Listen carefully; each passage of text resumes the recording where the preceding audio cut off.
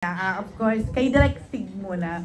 Alam mo, Direk Sig, congrats kasi parang meron na kayo agad sure audience dito dahil dahil ang dami talagang naghihintay sa kanila ng follow-up. Pero sabi nga ni Rian kanina, hindi na siya follow-up, comeback na, di ba? Ayan. So, okay. So, may pressure din ba? Kasi kahit na napakatagal nga, sabi nga ni Kuya Lor, 9 years ago na pala yung The Risman.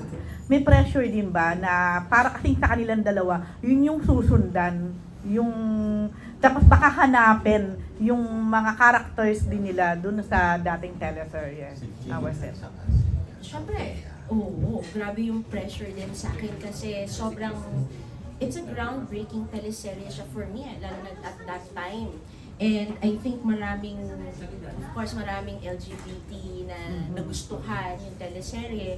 So malaki siyang pressure sa akin kung paano ko at least ma-maintain, hindi man lang higitan or yung kanilang pagsasama dun sa pelikula. Because chemistry-wise, andun na siya andun na They work together, they're good friends, and baka iba pa yung masabi ko. So, so nandun na yung chemistry nila. So, andun na lang ako sa kwento.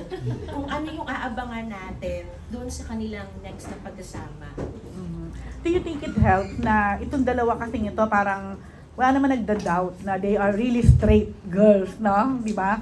Well, di ba? No? You never know. You never know. Pero, okay, fine. So, question pa pala to, question. Pero do you think it helps although given na din naman na pareho silang mahuhusay na actress, pero it helps ba yung confidence na meron kasi sila in portraying their characters as, of course, member of LGBT? I think, lalo na, it's easier for them definitely kasi nagawa na nila yon So they just have to bring back that feeling, siguro, bring back that feeling, yung kanilang ginawa noon. So, mas ngayon, dapat lang, I think it won't be a problem, to be honest. And I'm very confident with that because, we've been talking to each other, nag-ano na rin kami about the story, nag-discuss na kami, and I feel na, and I'm very, very confident na chemistry-wise, wala nang problema. It's really, kung ano yung mga characters nila, how are they gonna portray it? Kasi it's very different from, The Richman. Yes, Okay. The Richman. Last na lang po ang directing. Sana pumasa kami dun sa expectations. Tingnan natin. May number 2 naman, diba? May option pala. May option, May option. Last na lang directing sa'yo. Briefly lang po, ano yung mga character niyo dito? Saka anong klase siyang anong klase siyang drama? Or rom-com ba siya? Anong klase siyang GL actually? It's a murder mystery. Okay. Maghanda pala kami doon. Mali yung movie ko. Black comedy. But it's a romantic drama. And it's really about Anne. Anne will be played by Glyza. She's a resorts owner in Bataan. This big resort, na to. Makikita nyo sa movie na to. Napakaganda. Sa amin pala yan. So, sama kami. Yes! Pwede, kasya kayo lahat. Yun yung express ko. Yes. So she's a resort owner, and she's been dealing with a divorce, and for 10 years meron siyang karelasyon. So broken-hearted siya, so tinuon na lang niya lahat ng attention niya dito sa resort na ito. But kaya nga yung title, hence the title, I Fell It's Fine. Ang ganda ng title actually. Thank you so much. Then may bumagsak, literally may na-fall. may bumagsak from the sky. I won't reveal yet the world.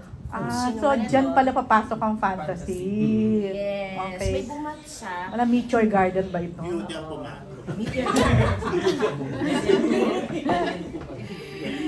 Let's see. Pero merong dumating na later on she will be named Chicks to be played by Miss Rian Ramos. And she's an ethereal someone, a woman na bumagsak mula sa eroplano. Okay. Joke lang po. Mula sa taas. So from there, magkakaroon ng ibang relationship silang dalawa because coming from si Chicks, iba yung sa mundo niya eh. Who talks about gender, about being a woman, being a man, iba yung kanyang sensibility sa world niya.